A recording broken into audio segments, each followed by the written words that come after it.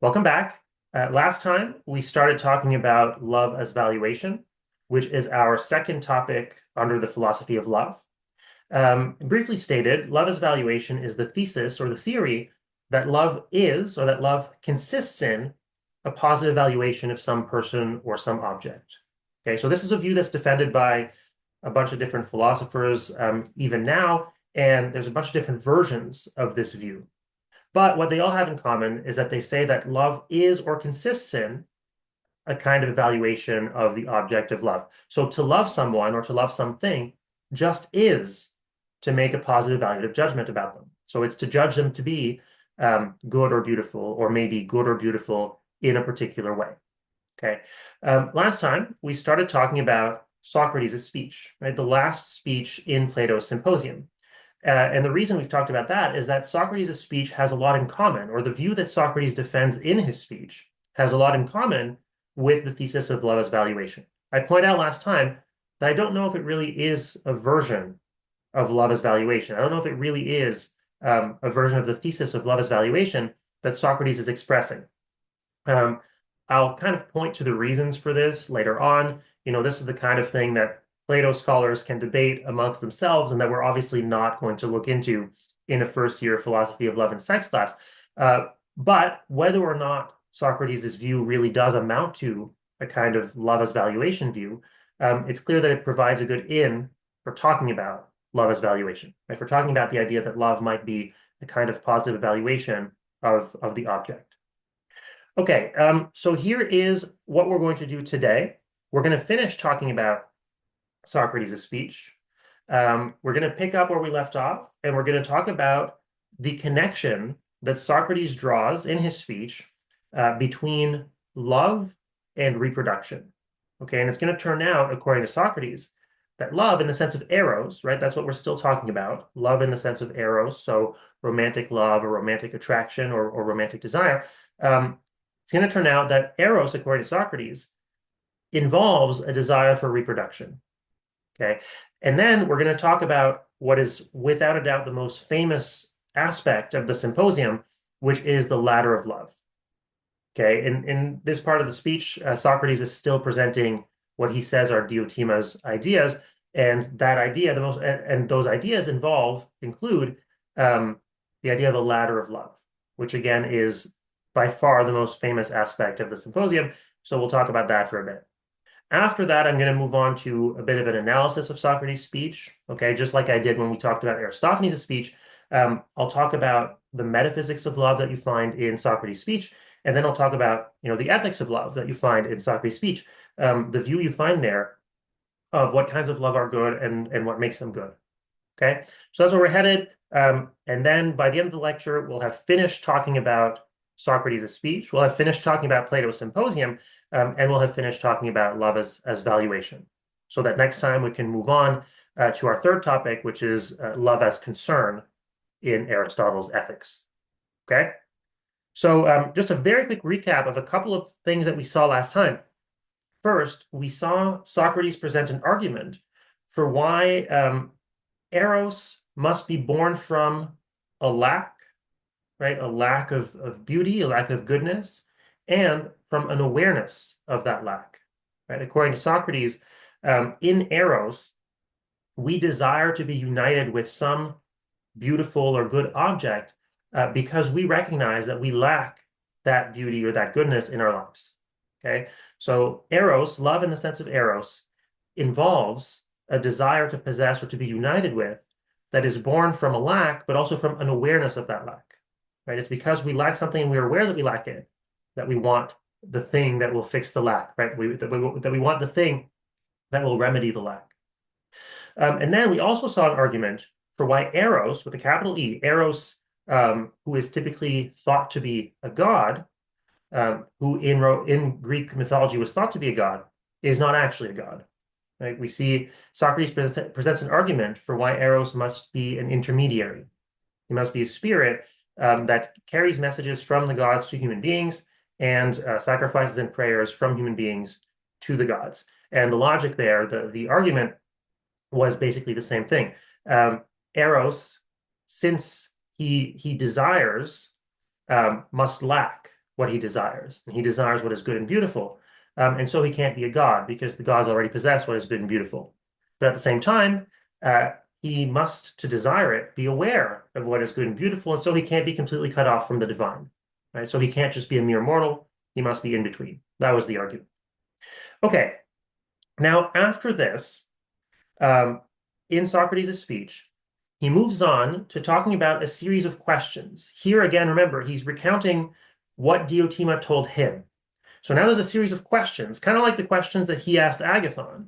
Now there's a series of questions that Diotima reportedly asked him.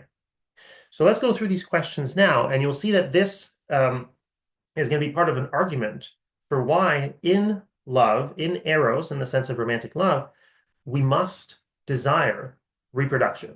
And this is the view that Socrates is going to defend, that necessarily in the experience of eros, we desire reproduction.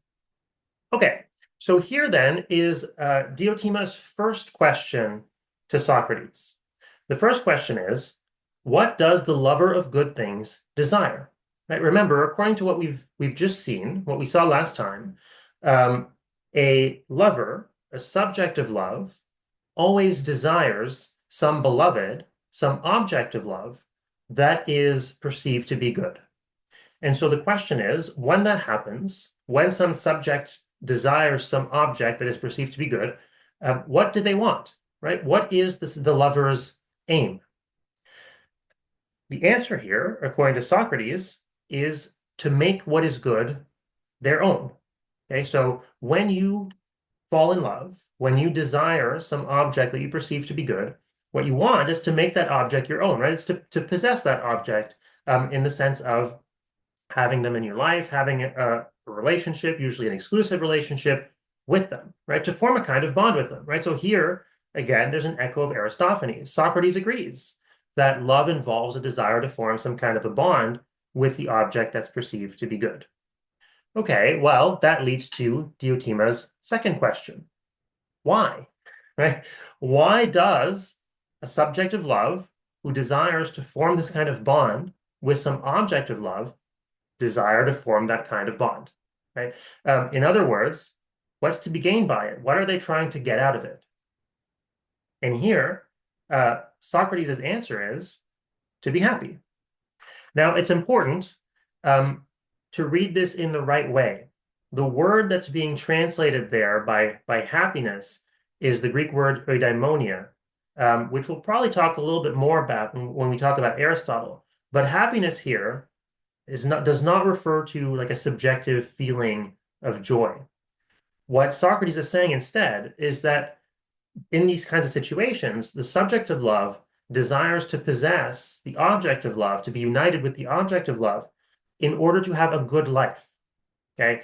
The term happiness here, whenever you read it in ancient Greek philosophy, you should really just understand by it having a good life. Okay. The idea is that being united with something that is good makes your life go well, not just in the sense of giving you pleasant subjective feelings, but in the sense that it's a successful human life. Okay. A human life that succeeds at reaching the best or at being the best kind of human life. Okay. So the reason that the subject of love wants to be united with the object of love is that by being united with what is good, they make their lives go well.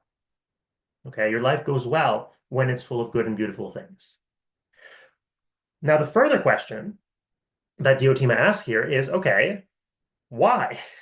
Again, why? Why does the subject of love want to be happy? In other words, again, remember, why does the subject of love want their life to go well?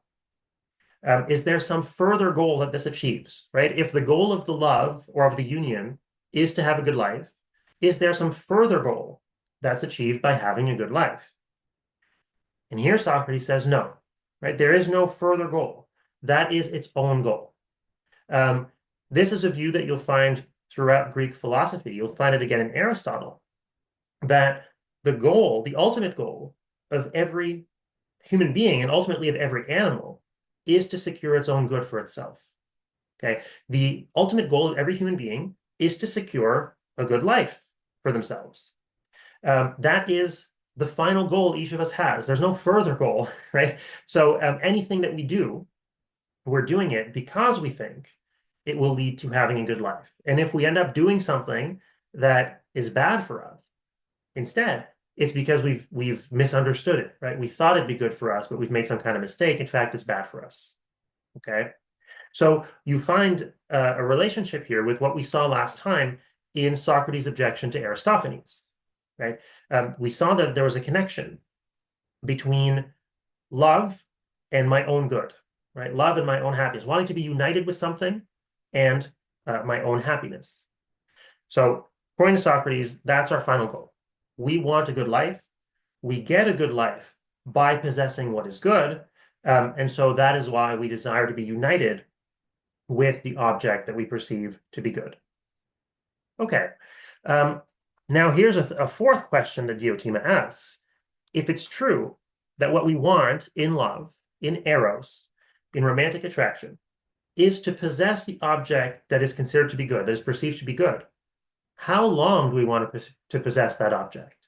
Right? Is there a time limit? Are we hoping to possess it for, a couple days, couple years, and then move on? Well, again, this is an echo of what we saw in Aristophanes. In the experience of love, in the experience of romantic love, of romantic attraction, typically, and a lot of people have said this over the centuries, over the millennia, typically what we want is a permanent union, right? We might change our minds later, but in the experience of love, it seems what we want is to be united with the object forever. That's just part and parcel with the experience of eros, according to Socrates. Here's a way to think about this. When you're in love with someone, say you're in love with your current partner, think about the idea of it ending. Does that make you sad or indifferent? Or suppose you've been in love with someone for 10, 15, 20 years, 30 years, maybe you've got grown-up children, all of this. Imagine that they die, that your partner dies. Does that make you sad or does it leave you indifferent? Presumably it makes you sad. You want it to go on longer than that.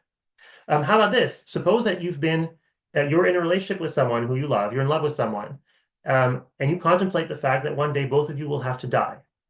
Does that make you sad or would you like it to go on forever? If your answer to all these questions has been, yes, that would make me sad, I would like it to go on longer than that, well, that's exactly what Socrates is talking about, right? In this experience of love, what you want is to be united with the object of love forever, right? You would like it to go on longer than just your lives, if possible. It's just that you can't. Or can you? Here's a question. This is basically the Diotima's next question. How can you do that? How can you possess the object of your love forever, given that you're mortal, right? Given that you and I are mortal, given that we will one day die, how is it that we can possess the object of our love forever? Is there a way? Because, according to Socrates anyway, and certainly according to the Greeks, if we manage to hang on to what is good and beautiful forever, that will make our life have gone even better, right? Even better than if we lost what was good and beautiful at the moment of our deaths. So how can you do this? Well, according to Socrates, or maybe I should say according to Diotima, you can do this through reproduction. Okay, so here is a quotation from page 44 of the Symposium, where Socrates, recounting what Diotima told him, says, "Why is the object of love procreation?" It's worth drawing your attention here to the fact that Socrates is not using the word object in the way we are using the word object here. Okay, this is going to confuse you. What he means, because the word object in some contexts can mean an aim, right? If you ask, what was the object of the activity? What you're asking is, what was the aim of the activity? What Socrates is asking here is, why is the aim of love procreation, right? Why is that the activity at which love or eros aims? So the idea is still that the object of eros is an object perceived to be good and beautiful, but the aim of eros is procreation with that object, okay? So why is the aim of love procreation? Because, he says, procreation is a kind of everlastingness and immortality for the mortal creature, as far as anything can be. Okay, so procreation is the kind of immortality we as mortal creatures have. Or if you prefer, it's the closest we can get. It's the closest that we mortal creatures can get to immortality. And since in love, what we want is for our love to last forever, right? To be immortal with the object of our love. Well, it must be that what we want in love is procreation. Okay, so he says, if the object of love is indeed everlasting possession of the good, as we've already agreed, okay, again, if the aim of love is everlasting possession of the good object, then it's immortality together with the good that must necessarily be desired. Hence, it must follow that the object of love is also immortality. Again, what he means here, hence it must follow that the aim of love is also immortality. Okay, the aim of love must be possession of the object that is good, but also immortality, so that you can possess that object forever. And as it turns out, the way that we get immortality, we mortal beings, is through procreation. So here, again, I encourage you to pause and to think through how you can break down Socrates' argument. There's an argument in here. Okay, there's a series of claims, not just in this quote, but in what we've talked about, plus this quote. There's a series of claims that you can see are supposed to support the conclusion that in love you must desire immortality. So again, encourage you to pause, think about it for a sec. I'm going to move on now to that argument. And here it is. So the first premise, remember, premise is a reason that taken together with other premises maybe gives you support for a conclusion. So the first premise, the first reason, is the aim of love is to possess the good forever. And that's what we saw during the questions. In love, it seems that you aim to possess the object of your love forever. That's what you'd like to have happen. That's what you're trying to do. I'm not saying that this is correct, but I've given you some evidence that it might be. And certainly, Socrates thinks it is correct. But then the second premise is that possessing anything forever involves being immortal. Okay? Now look, if you take these two premises together, what does it give you? If the aim of love is to possess the good forever, and possessing anything forever, so possessing the good forever also, involves being immortal, right? If these two things are true, then the aim of love involves being immortal, right? If both of these premises are true, then the conclusion follows. The aim of love involves being immortal. Now what? Well, here's a third premise that Socrates introduces, a third claim he's going to make. For mortal beings like us, immortality is achieved via reproduction. Right? That's the way that we are able to achieve immortality. Now, if you take that first conclusion, the aim of love involves being immortal, and you take this next premise that for us, that's achieved, the only way to achieve that is via reproduction, well, it's going to follow that for us, for mortal beings, the aim of love involves reproduction. Okay? The idea here is that in reproduction, we are united with another person, right? In reproduction, in a way, we are quite literally united with another person. Our genetic material, what makes us up, is united with that of the object of our love. And so we, together with them, are united into something that will outlast us, right? We become united with their goodness, their beauty, in the form of a legacy, right? Another human being that embodies both of us, and that will be a lasting testament to our love. Okay, that's the idea here. It's really, I mean, there's something really beautiful in here, I think. Socrates thinks about not only romantic love, romantic attraction, but even the sexual impulse, right? Sexual attraction as a kind of rational response to beauty. You apprehend, you grasp the beauty of some object. You encounter some object, some person that you think is beautiful.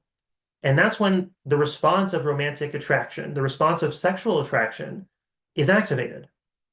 Because what you want, you have this strong instinct to try to hold on to that beauty forever, right? Through reproduction, through reproducing with them, uniting yourself with them for, if not forever, at least for much longer than you can do in your own lifetime.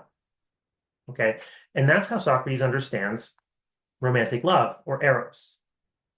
Now, what's really interesting is that this account of love as reproduction, or sorry, of love as involving a desire to reproduce, um, is going to have a connection to the origin of sexual orientations. Okay, remember in Aristophanes' speech, Aristophanes said, well, the explanation for sexual orientations is that, back in the before times, human beings were double what they are now.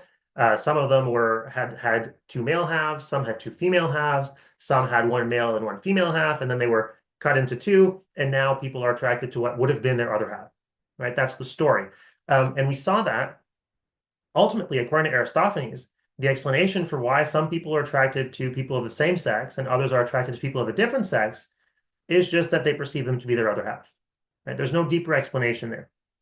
Socrates, though, is not entirely satisfied with that explanation, and he thinks he can give a different explanation by relying on this argument that for mortal beings, the aim of love involves reproduction, right? That for mortal beings, what it means to be in love, or what it is to be in love, involves not just apprehending some object that we perceive to be good, not just wanting to be united with it, but wanting to be united with it forever by reproducing with it.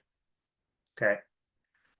So here is a quotation where Socrates presents his view. And the idea is going to be different people are attracted to different sexes because different people were made to reproduce in different ways.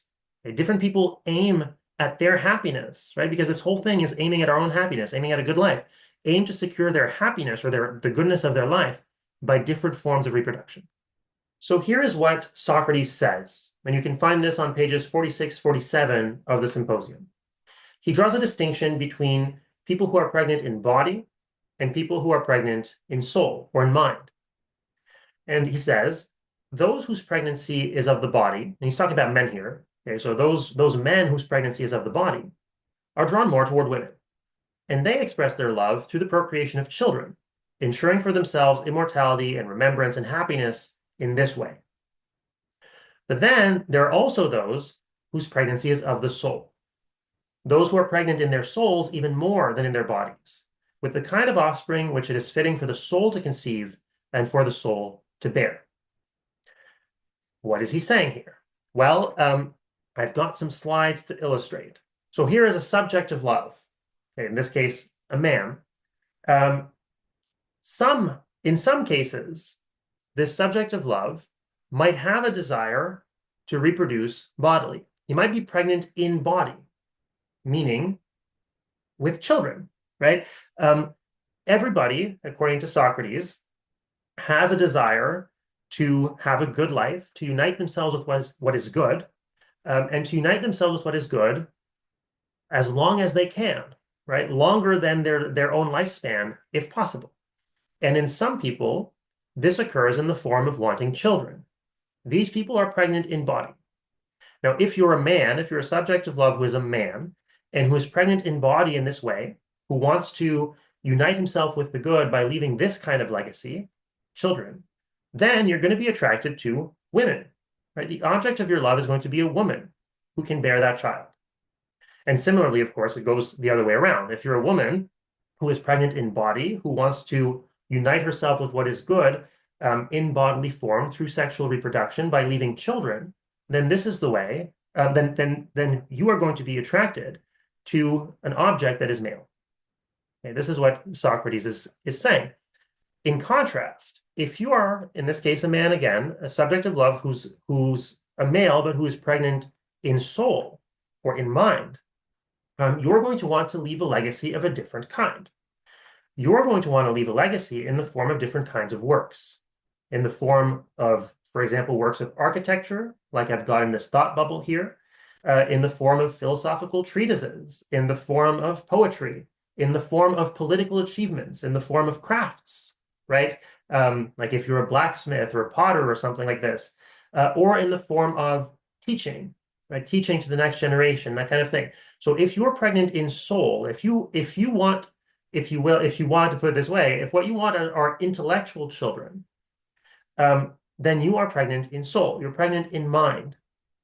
And the way that you're going to want to reproduce, so to speak, is by taking on an apprentice and teaching them about these kinds of things and creating works with them in the world.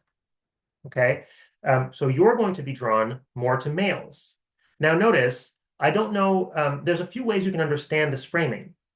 In Athenian society, of course, females were largely confined to the home, as we saw. It was a sex segregated society.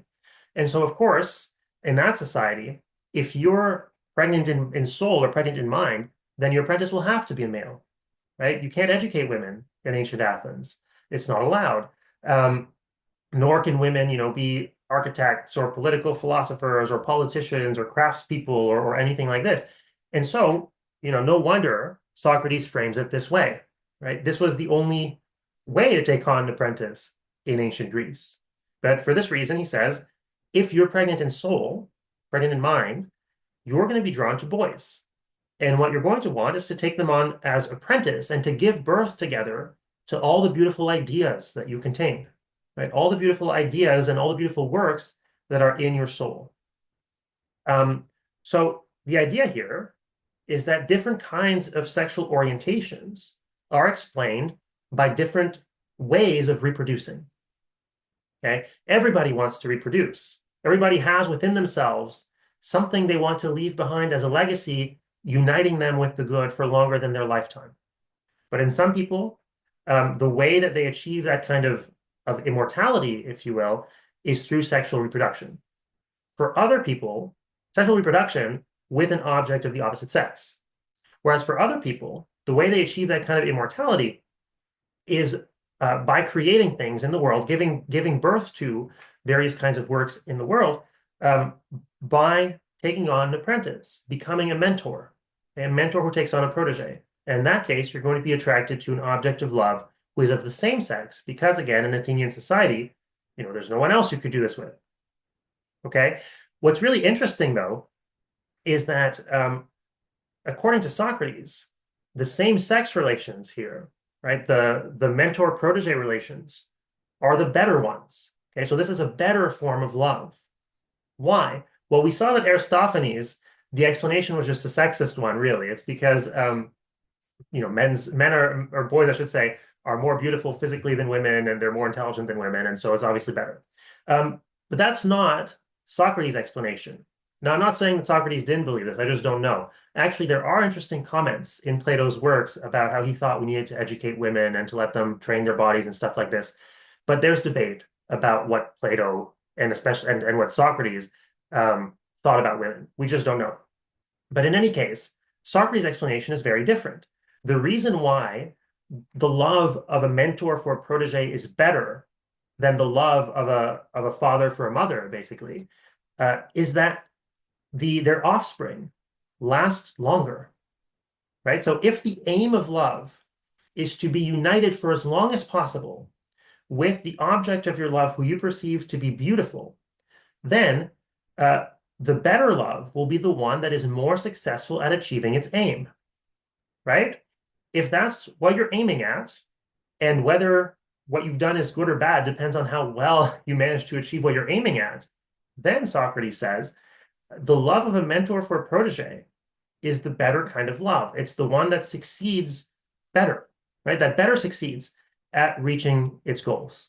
Why? Well, because the various kinds of works that a mentor and protege give birth to last longer, right?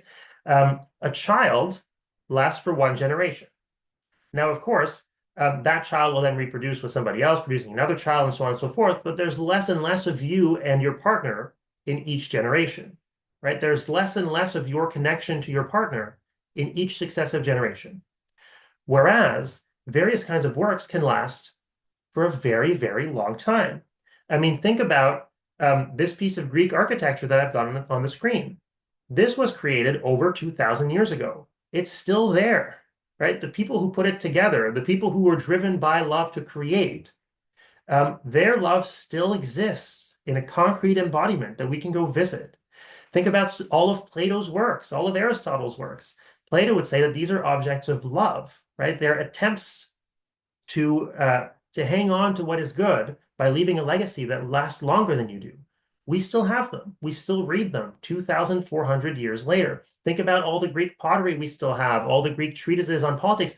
Not just that, but the political systems that have come down to us through the ages and influenced how we organize our societies. These things have lasted much longer than biological children. And so for this reason, Socrates says, this kind of relationship is better. It is the one that leaves the longer lasting offspring that manages to secure a good life for you by uniting you with what is good for a much longer time. Okay? So that then is Socrates' account or Diotima's account of the relationship between love and reproduction. Now let's move on to what I said is the most famous part of the symposium, which is Diotima's ladder of love. So by this point in the dialogue, Socrates has already drawn a distinction between the two kinds of sexual orientation, right? Between, on the one hand, men who are attracted to women and who want to reproduce sexually by having children, and on the other, men who are attracted to boys and who want to reproduce, so to speak, intellectually, right? By producing works with a protege. And what he says here, he's only applying to the latter kind of relationship. Okay? It only applies to mentor-protege relationships. Now, you could extend it to cover, in a modern context, in a contemporary context, you could extend it to cover relationships between two women or between a man and a woman. But in the dialogue, he's only talking about the correct way for a mentor to go. Okay, so what he says is the correct way for the lover of boys, right, the mentor, to go or be led by his beloved, right, so by his protege, to the things of love is to begin from the beautiful things in this world and using these as steps to climb ever upwards for the sake of that other beauty, which is knowledge solely of the beautiful itself. Okay, so what he's describing here, what Socrates is describing here, is a process by which a mentor ascends toward higher and higher forms of love, right? Better and better forms of love. So there's going to be a distinction in Socrates between different kinds of love, and these are going to form a hierarchy, okay, with the ones at the top being the best ones and the ones at the bottom being the ones that are least good, right? The worst ones in that sense. But now to understand this process, we have to talk first about Plato's theory of forms. Okay, otherwise you're going to be completely lost and you'll have no idea why Socrates is saying this. Plato's theory of forms is by far his most famous doctrine. Okay, when we talk about Platonism in philosophy, this is almost certainly what we're talking about. Okay, the theory of forms. And the theory is that there are these non-physical, timeless, unchanging forms out there in the world that provide the essence of things. And now, the essence of a thing is simply what makes it what it is. And according to Plato, what makes things what they are, what makes physical objects in this world what they are non-physical, timeless, unchanging forms. Some people will call these ideas, okay? Some people will call it the theory of ideas, but that's not a great translation. The reason for that is that an idea is something in your mind. Whereas for Plato, the forms are out there in the world. They're grasped by the mind, right? It's only by the mind or by reason or by the intellect that we can grasp them. But they're out there in the world. And according to Plato, it's these non-physical, timeless, unchanging essences that makes things what they are. Now, not only that, but according to Plato, the forms, right, the non-physical, timeless, unchanging forms are what is most real. The things that we grasp through our minds, through our reason, through our intellect, are more real than the physical world that we grasp through the senses. According to Plato, this is just about his most famous doctrine, the physical world is unreal. It is merely a pale reflection of the world of the forms. Okay, so physical objects in this world, Plato says, participate in the forms, or maybe an easy way to think about it is that they embody forms, but only very imperfectly. Okay, so the forms are what is real, whereas the physical world is just a shadow, okay, a pale reflection of what is really real, which are the forms. Now, this might sound very weird and very kooky, very new agey, right? The physical world isn't real. But I've always found that it's easiest to explain this, easiest to grasp this, to understand this, if you think about mathematical and geometrical examples. So I've got a geometrical example here on the slide. I've got the form of a triangle being grasped there in the thought bubble by a human mind or a human intellect. Um, and I've got a bunch of triangular objects, right? A pyramid is made up of triangular sides. A yield sign is triangular, and that protractor is triangular. They're all triangles. They all have the property of being triangular. Okay. Now, what is a triangle? A triangle is a two-dimensional plane figure that's got three vertices and three edges, right? That's what a triangle is. That's the essence of a triangle. The essence of a triangle, what makes a triangle, or what makes anything a triangle, is that it is a two-dimensional plane figure with three vertices and three edges. Okay, that's what makes any triangle in this world a triangle too. That's why each side of the pyramid is a triangle, and that's why the yield sign is a triangle, and that's why that protractor is a triangle. Notice though, none of those things are triangles, right? The sides of the pyramids are not triangles. Why? Well, for one, they're not two-dimensional. There's no such thing as a two-dimensional object in this world, right? The yield sign is not two-dimensional. It may be very thin, but it's not two-dimensional. The protractor, again, is not two-dimensional. Not only that, but any triangle in this world, even a drawing of a triangle, no matter how straight you draw it, you put it under a microscope and you will find all kinds of imperfections. There's no such thing as a straight line in this world, right? You never find that. And so nobody's ever seen a real triangle, right? That's the essence of a triangle. It is to be a two-dimensional plane figure with three vertices and three edges. No one's ever seen that, right? There is none of those to be found in this world. What is to be found in this world? Well, imperfect embodiments of the essence of a triangle, like these three things I have on the board or on the slide, right? We can recognize that the side of a pyramid is triangular, even though it's imperfectly triangular. It embodies the form of a triangle and embodies the essence of a triangle, but imperfectly. The yield sign, the protractor are triangular, but only imperfectly so. They embody the essence of a triangle, but very imperfectly. The real triangle is the one that we grasp through our intellects. And it's because we grasp that real triangle, the essence of a triangle, by our intellects, by our minds, that we're able to identify triangular things in this world. Right? If we didn't have that common form, we wouldn't be able to say that these three things that are very different and have different imperfections have one thing in common, which is being triangular. But we are able to say that. Why? Well, according to Plato, because we're able, by our intellect, by our reason, by our minds, to grasp the ideal form of a triangle, right? The essence of a triangle that is nowhere to be found in this world.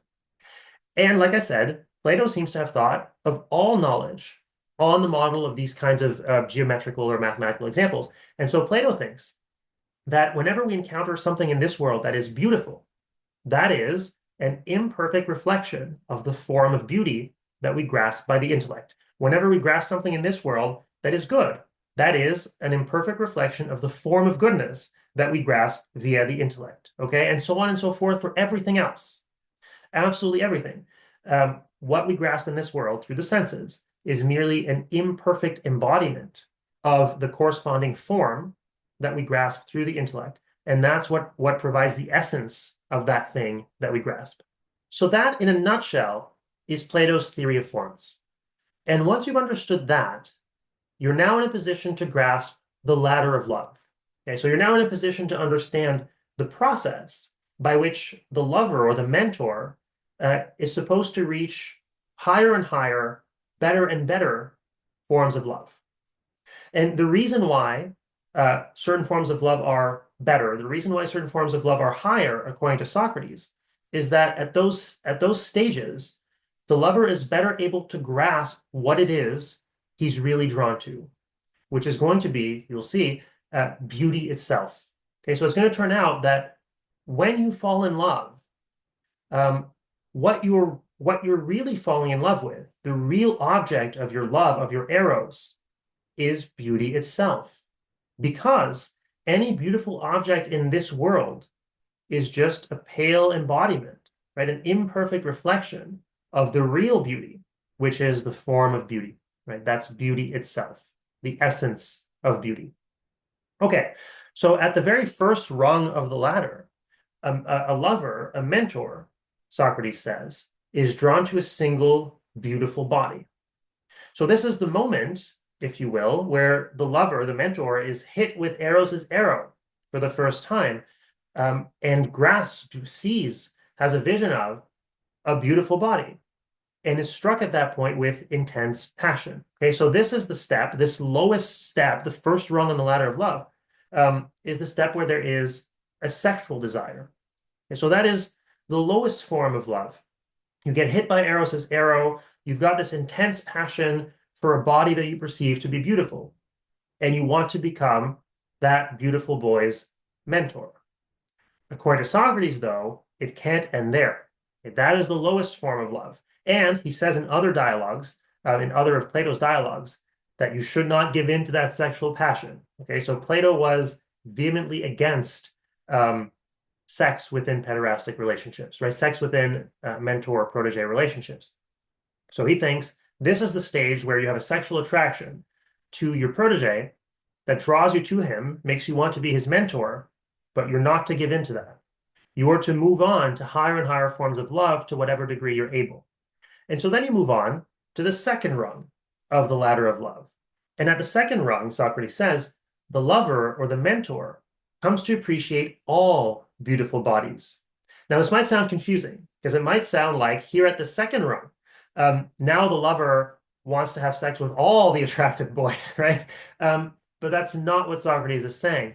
In fact, he says explicitly that at the second rung, in this somewhat higher form of love, your passion slackens. Okay, so you have less sex, you no longer have sexual passion. Now your attraction becomes aesthetic.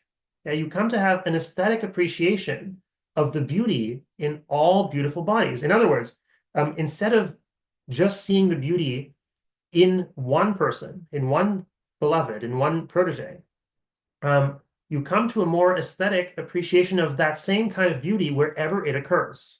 Okay, so now there's an intellectual judgment. Oh, here's that same beauty. You've grasped that that same beauty is elsewhere, and you come to appreciate it wherever it is. And suddenly it seems to you that the more frenzied sexual passion is trivial compared to a more aesthetic grasp of beauty. Okay, so again, over the course of this ascent, you're coming to grasp the true object of your love better and better. That true object being beauty itself, okay, the form of beauty. And so then this leads to the third rung. After being sexually attracted to one person and then coming to an aesthetic appreciation of all beautiful bodies, the mentor then comes to appreciate the beauty of the soul. Okay, so in an even higher form of love, the mentor comes to see that the soul of the protege and the soul of all these people is much more beautiful, much more important than the body. And this is the stage where the lover, the mentor, desires to cultivate virtue, not only in one person, but in all the boys. Right? The protege becomes here, or sorry, the mentor becomes here a teacher of many people. He sees the beauty that there is in their souls, and wants to try to cultivate that beauty, wants to try to make them more virtuous, make them into better people. Now, notice that this is the stage where love becomes purely platonic. Maybe actually this happens at the second stage, but in any case, at one of these stages, love becomes purely platonic. Okay, this is where the idea of platonic love comes from in Plato's various dialogues where he talks about eros. The idea is that that sexual passion from the first rung has to give way to a different kind of appreciation, right? There's still an eros, there's still being drawn to someone, being drawn to their beauty. But here that being drawn to someone takes a very different form. Instead of taking the form of sexual interest, it takes the form of a desire to cultivate the beauty of the beloved's mind or of the beloved's soul. Okay? But that's not all, right? That's just the first three rungs. There are six rungs. There's yet another stage, which is the fourth rung, where the lover or the mentor comes to appreciate the beauty of institutions and practices. The way that Socrates presents this is that this is a consequence of teaching about goodness. Okay, so at the third rung, the lover comes to start to care for the beloved's soul and starts to try to cultivate that soul, to foster virtue and goodness in the beloved. But because of that, right, because the lover is doing this, because he's engaging in this teaching, this starts to better him too, right? While teaching the beloved, teaching the protege about what goodness is, what virtue consists in, how a good society is organized, things like this, the lover, the mentor who is doing the teaching, himself comes to better appreciate these things and comes to see their beauty, the immense beauty of the institutions and of the practices that makes it possible for us to become good people, right? For us to live harmoniously together and cultivate our virtue. And then at the next stage, at the fifth rung, the mentor, the lover, comes to appreciate the beauty of knowledge itself, right? As I've pointed out, this is a theme throughout the dialogue, how beautiful knowledge itself is. And so here at this stage, the lover, if he gets there, right, because not all lovers, not all mentors will get there, becomes a philosopher, right? Comes to thirst after knowledge. He becomes a lover of wisdom. And this is kind of there's kind of a linguistic joke in here, I think, which is that philosophy is not a philia, right? It's not the kind of love you find in friendship. It's an eros. It's a longing. It's a thirst that is activated by, that is spurred on by the beauty of knowledge. Okay? So at the fifth rung, notice beauty comes to be grasped more and more abstractly. At first, it's just in one body. And then you grasp the beauty of all bodies. You're like, oh, that same beauty is in all these different bodies. And then you come to grasp the beauty that is in a much more abstract object, which is the soul. And then you come to grasp the beauty that is in something that's even more abstract, which are like practices and institutions, right? And then you come to grasp it at an even more abstract level, which is the level of the knowledge that makes those institutions and practices possible. The understanding of how to organize society that makes those institutions and those practices possible. So you're ascending toward better and better, higher and higher forms of love until finally, as a product of doing philosophy, as a product of your philosophical activity, eventually, maybe, you get to the sixth rung, which is where you finally get a glimpse, you finally come to understand beauty itself. You finally come to grasp the essence of beauty itself, the form of beauty, right? So now, if you ever get there, you've managed to abstract the form of beauty, the essence of beauty, from all of its physical embodiments, from all of its concrete embodiments, and you're able to grasp it as it is in itself. Okay? And so notice the ladder of love describes a process of mutual improvement of the mentor and the protege, or of the lover and of the beloved. Right? Once you get to the third rung, once he gets to the third rung, the lover starts to be concerned with the care of the beloved's soul. The mentor starts to be concerned with the soul of the protege. But then, at the same time, while engaging, because he engages in this teaching, the lover, the mentor, also improves himself. Right? He comes to a better grasp of the beauty of the institutions around him, of the beauty of knowledge, and then eventually of the beauty of beauty itself. Right? He comes to grasp the essence of beauty itself. And so there's this process whereby he gets closer and closer to beauty, to the beautiful, the form of the beautiful. Okay. Now, you might be wondering, okay, what does this all mean? What am I supposed to make of this? Let's move on now then to the analysis of Socrates' speech. As I said, we'll talk a little bit about the metaphysics that underpin all this and about the ethics that come out of it. So now let's start by talking about the metaphysics of love in Socrates' speech. In this topic, as you know, we're talking about love as valuation. And as I've already told you a couple times, love as valuation is the thesis that love is, that love consists in a positive evaluation of some object. That is, it's the thesis that to love someone or to love something is essentially to have a positive judgment about it of some kind. Okay, so maybe it's to judge it to be good, or maybe judge it to be good in a certain way, or judge it to be beautiful or beautiful in a certain way, whatever. The idea is that the judgment of value is itself the love. Now, this might seem completely implausible to you, um, right? How could that be what love is? But I just want to stress that usually people who defend this kind of view don't deny that there are other aspects to love, right? They don't deny that in love, we're also usually concerned for the object of our love. They don't deny that in love, we often want a kind of union with the object of our love. All they're saying is that that's not what the love is, right? Those things, like having concern or having a desire for union, those are byproducts of the love. The love is the judgment, right? The love is the positive value judgment. Now, as I've already pointed out to you, it's not at all clear to me whether Socrates' view really is an instance of love as valuation. And the reason for this is that there are two components to Socrates' view, right? On the one hand, there is a positive valuation. Socrates says you don't love anybody or anything unless you think it's good. But on the other hand, there's also a desire, right? There's a desire for union with the object of love. And it's just not entirely clear to me whether the love is the judgment or whether the love is the desire. Okay. I think probably it's the desire. And so in that case, Socrates' view might not be a version of love as valuation. Now, don't worry about that. We can let Plato scholars debate whether Socrates is really presenting a view of love as valuation here. What's really important for us is just that there are important similarities between the thesis that love is a kind of valuation, right? That love is a value judgment about the object of love, and the view of love that we find in Socrates' speech.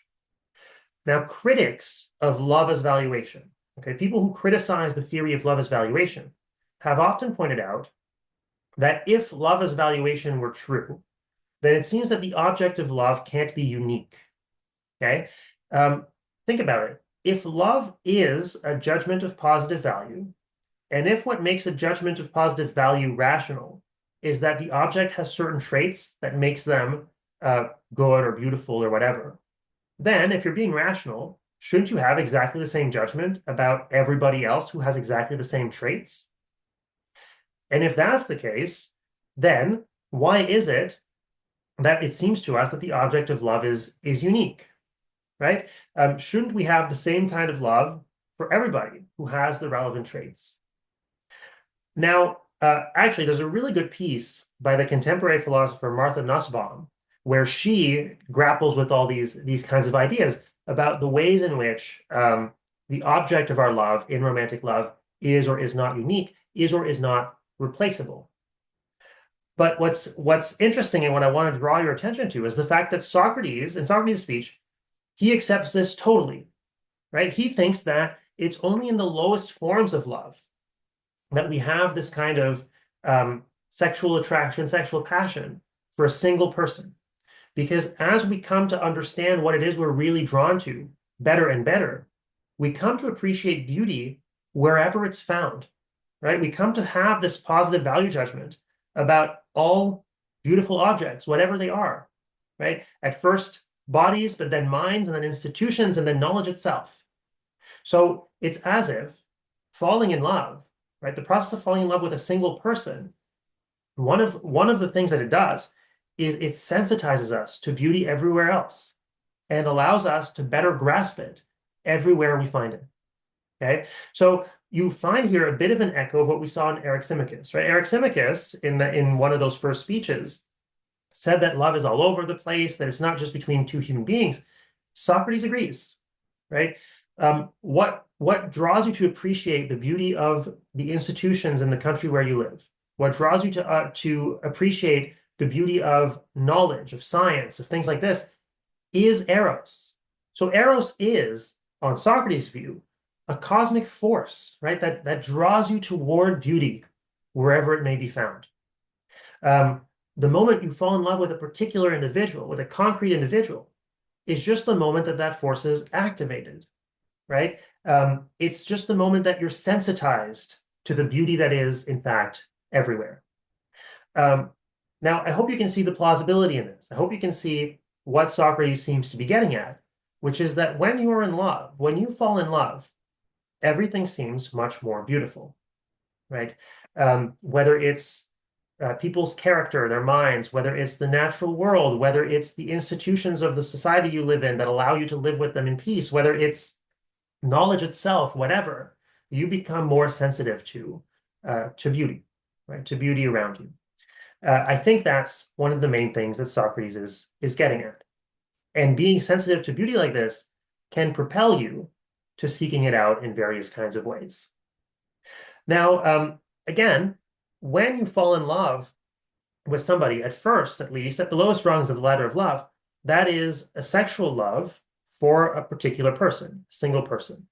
And so the object of your love is a person who you judge to be beautiful, right? A person whom you perceive to be beautiful. And so the basis of your love for that object is that it's perceived to be beautiful, right? In other words, that's perceived to be good. Remember, as the dialogue progresses, Socrates increasingly starts to talk as if the beautiful and the good are just the same thing. Okay? So, at least at first, the object of your love is the beautiful, right? That's how Socrates words it. And the wording is important, as I pointed out last time. What he says the object of your love is the beautiful. Right? So it is what has the trait of being beautiful or good. That is what we could call the proximate object of your love. Okay? The beautiful in the sense of a person that is beautiful is what your love is directed at most immediately, most directly. But now notice, because of the theory of forms, this means that when you love the beautiful, what you're really loving is the imperfect embodiment of the form of beauty. And so what you're really attracted to in them is their beauty. Okay, so what you're attracted to when you're attracted to the beautiful in this world is you're attracted to imperfect manifestations of the beautiful itself, that is, of beauty itself, i.e., the form of beauty. And so it turns out that even though the proximate object of your love, i.e., what it's most directly or most immediately aimed at, is a person, the ultimate object of your love, what it's directed at indirectly, mediately, right, mediated by somebody else, is the form of beauty itself. Okay, that is why, as you climb the ladder of love, you get to better and better, higher and higher forms of love. Is in these forms of love, you get closer and closer to grasping beauty itself. Why? Like, why is that the object of your love? Because it is what is most beautiful. Okay, it is what most perfectly embodies the trait of being beautiful. It is, so to speak, the beautiful itself. And so, according to Socrates, the form of beauty is what you've been drawn to all along. Right? The form of beauty is what, unbeknownst to you, you've wanted to be united with all along. And in this sense, Socrates says, all of us are lovers. All human beings are lovers. All of us are trying in our various ways, by having children or by leaving projects behind us, works behind us, to be united with what is good and beautiful for as long as we're able to. Right? This is the true object of our love, whether we're aware of it or not. And that is what makes our life go well, is the extent to which we're united with beauty itself. Okay, so that's the metaphysics of love in Socrates. Let's talk briefly now about the good of love. So why is Eros good, according to Socrates? Well, there are a few reasons. For one, first and foremost, Eros sensitizes us to beauty and goodness wherever it may be found, right? As we saw, according to Socrates, falling in love with someone sensitizes us to the beauty there is to be found and the goodness there is to be found in this world. You could say it sensitizes us to the divine, right? Because for Socrates, what is good and beautiful is also divine. And so in this way, Eros draws us toward having a happy life, draws us toward having a good life. Because, as we've seen, according to Socrates, we secure a happy life for ourselves. We secure a good life for ourselves by possessing what is good, right? By possessing what is good and beautiful. And of course, to be driven to possess what is good and beautiful, we need to be aware of what is good and beautiful. And Eros is the force that sensitizes us to that, right? And so spurs us on to possessing, to uniting with what is good and beautiful. And as we've seen, different people do this in different ways. In heterosexual relationships, we're spurred on to hold on to what is good and beautiful, to unite with what is good and beautiful by reproduction. Whereas in same-sex mentor-protege relations, we're spurred on to hang on to what is good and beautiful by creating works, by giving rise to, by producing works in this world with a protege. So that's one way that love, or that eros, is good. It sensitizes us to beauty and goodness, and so draws us toward a good life. Now, there are other reasons why Socrates thinks that eros is good. Remember, Socrates thinks that same-sex relationships have to be platonic, right? They shouldn't include a sexual component. And he says this in multiple dialogues. And I really have to stress that a big part of the reason for this probably is that the only kinds of same-sex relationships that were really known in the ancient world were ones between an older man and a younger boy. And Socrates thinks those relationships that are between a mentor and a protege have to be platonic. They can't be sexual. But he thinks once those relationships become platonic, well, one thing they're good for is that they promote the virtue of the protege.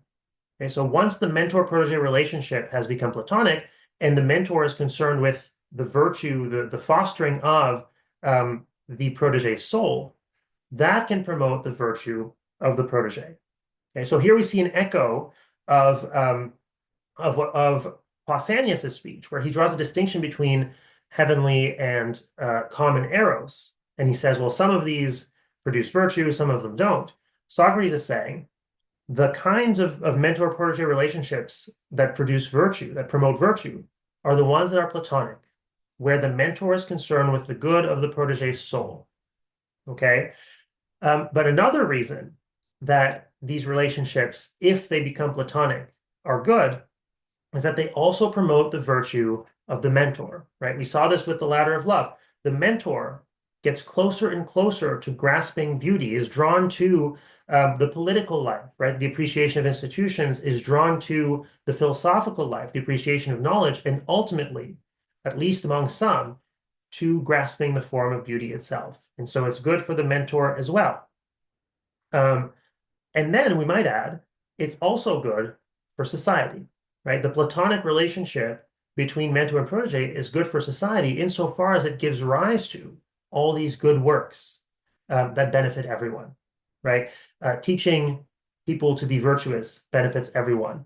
Works of architecture benefit everyone. Political treatises benefit everyone, and so on and so forth, right? So Eros spurs us on to create all these things that are good for society, in addition to promoting the virtue of both the protege and the mentor.